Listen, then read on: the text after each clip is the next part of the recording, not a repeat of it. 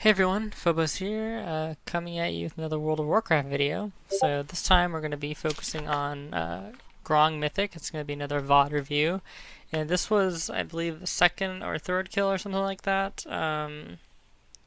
And I kind of like I didn't want to choose this one because it had some mistakes in it, but then I was like, that's kind of the point of this, right? So we'll go with this one, point out the mistakes. They're pretty obvious mistakes, but yeah. And I've taken some criticism into account from some of the other videos, and or I'm going to try to rather. The idea is not to make these super long, but it's also just kind of like a free-flowing like review and my full thoughts on the fight. So I'm not going to really, these aren't really intended to be like super quick boss guides or anything like that. They more are really for like long form, just like picking out little things in the gameplay or something like that. So I'm still going to be doing the pauses, still going to be doing stuff like that, but I'm going to be maybe a little bit more time conscious. Um, so, yeah, with that, we'll start it off. Going to keep the audio going like we had planned. And this is a single target fight, so you pretty much open as normal. Nothing too unusual here. Pretty much stay stacked. Just for like healing and stuff, but there's not really any damage that goes out right away, right? So it doesn't matter. So this is the first missile. I'm just going to go back a little bit here. I know we're already starting, right? But I think this is kind of an important thing. Okay, so we're all grouped up. So be watching like around where Grong's kind of ass is, right? Like right above the play marker here. And you're going to see that we get that notification of the missile coming, right? And then you can see it kind of swirling down there. Now, when I get the marker here for the seeker missile, like the first instinct there is to spread out, because that means it's coming like directly after. It's going to land on one person. Odds are if you're already moving, it's just a lot easier to dodge. So as you see, I don't even take any tick damage there at all, and that's kind of ideal. It's not going to always be like that. Sometimes you're going to take, like I'd say like 1 tick is acceptable. 2 ticks is like you don't really want to take 2 ticks, but you can take 2 ticks. That's coming down.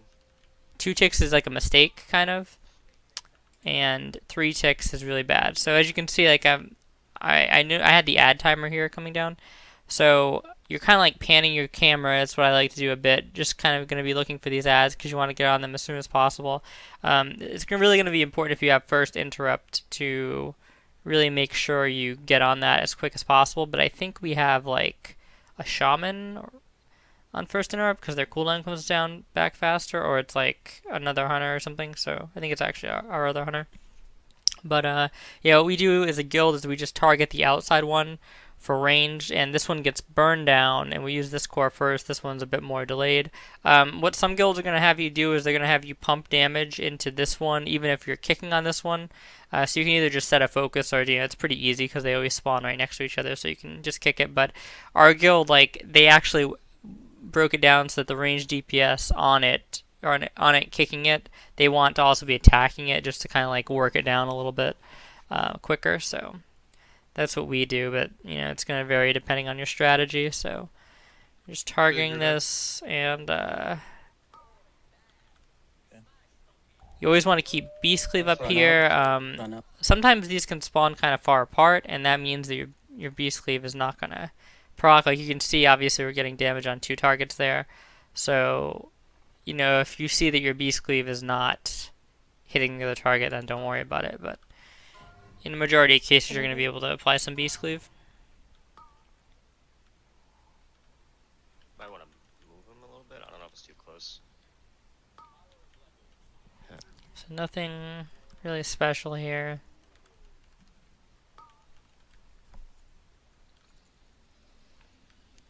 So I just use the kill command to get back on the boss. Whenever you're swapping to ads or something like that, you always want to make sure you use like a kill command to get back, and you don't put that on cooldown. Like it's pretty much better unless the ad is going to do something terrible and you need that execute damage in the next like second or so. It's always better just save your kill command to bring it back on the target, Like something like Fetid Devour with the Corpuscles, like if it's really close, something like that, you need to put the final kill command into the Corpuscle.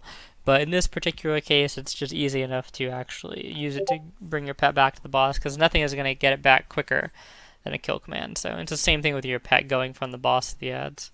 So this is a tantrum. You pretty much just stay stacked for this. This is the core mechanic of the fight, which you manipulate with the orbs that drop from the ads. Typically, you don't really have to use a cooldown in a lot of cases, because healers are going to be using cooldowns for them. Oh, fuck. And yeah, you just don't really need to most of the time. So I save my 3-minute survival instincts for when, like, if we're going to have to eat one that's not going to be cooldowned, or, you know, like if it's going to be a higher stack one or something like that. You can also turtle through that. That's the bestial throw you can see that the person just ran out with there. So you have another missile on us.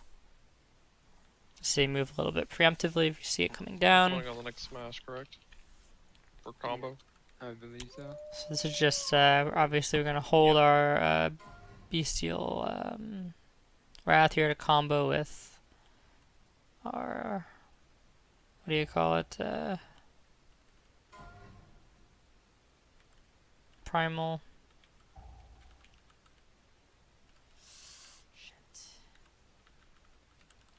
Just overcapped a little bit there. Luckily, we were able to maintain our frenzy stacks there. I would not recommend, in general, cutting it that close with frenzy stacks, because unfortunately, this game is just like, I don't know, like, it's like more laggy lately, at least on my server, and there's sometimes, like, I get frame lag even though I have a good computer, and it's just like, why risk it, right?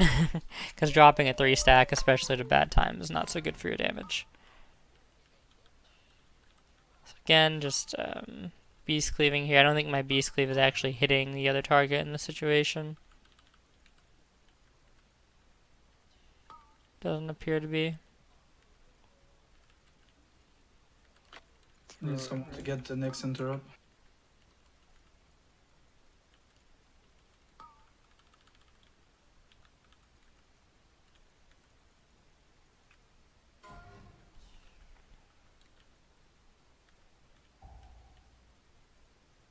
So this is going to be the bad part of the fight, where the first real mistake, I would say, comes in. Let's rewind that like a second here. 2212, right? Okay. So we get the missile coming in, right? And I see it, so I'm like, I decide to move. I feel like I think what my decision making was here is I feel like the missiles are going to come down like over here. I'm already to the other side of it, so if I try and move through it, I'm going to take an extra tick. These people are already in a better position to move out.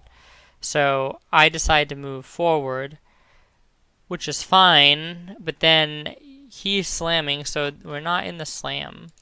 But then I have to run into melee here because I don't have much time because the roar is about to come out. And when the roar comes out, you get feared. So that's basically what happened here. Probably should have just realistically eaten the extra tick and moved with the group. You always want to move with the group on this if possible, because then you don't get put in a situation like this. So just a little bit of a mistake here. As you can see, I had some time to react there, and I was kind of just like chilling out in the open. So mistake there, and this is going to cost me a lot of damage on the boss, and it's going to do a lot of damage to my character. Because as you can see, like, what happens there is actually when you come out of the fear, it almost like takes a second for your character to like spin back around. So it's like you don't really have full control of your character right away, and then you have to, I tried to get out of there as quick as possible, but I took like a bunch of ticks. So not ideal.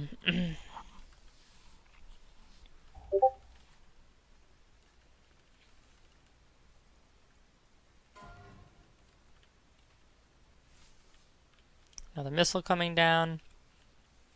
Keep in mind that you actually don't really always have to be stacked all the time, right? Because you do have Ferocious Roar on a cooldown timer here. So, you know, you don't have to be with the group. It's just that you have to be with the group when it comes out. So, went a little bit, get a little bit over aggressive there with my pots. I potted and hellstoned. But, Bot me. Move out. Over the raid. See, Holy fuck. this was kind of another mistake here. I would say you could argue it's almost more of a mistake of the raid member, but I always try and take like personal responsibility when extra damage gets taken. So we'll rewind that back a little bit and just see what happened here. So I think that's too soon.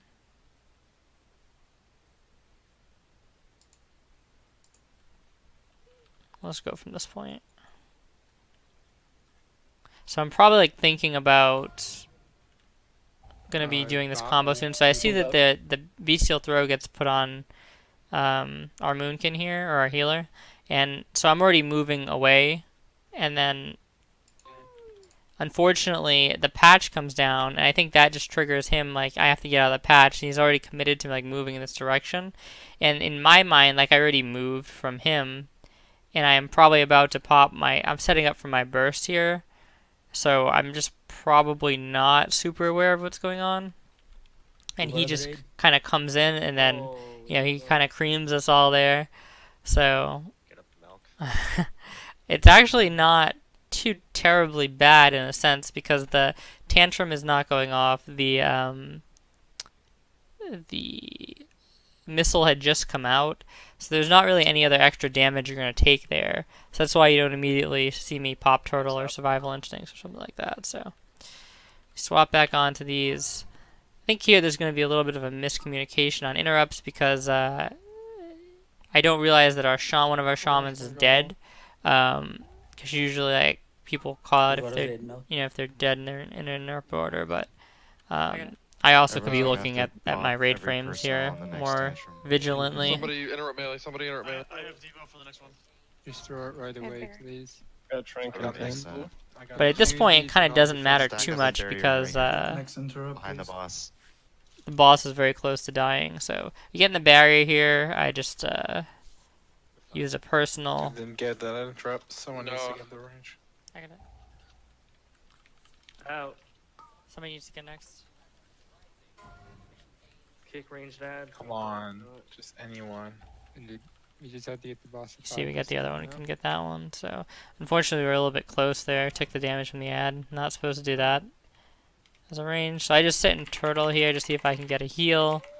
Because I thought we were going to get more damage incoming there, but realized it's pretty safe and just continue on pumping damage into the boss. Throwing. Throw it. And I think somebody just throws an orb into him, so that's why you see his HP plummet. So it wasn't a bad fight by any means, but could have did a lot better there. And yeah, I think this was like rank 50-ish or something like that.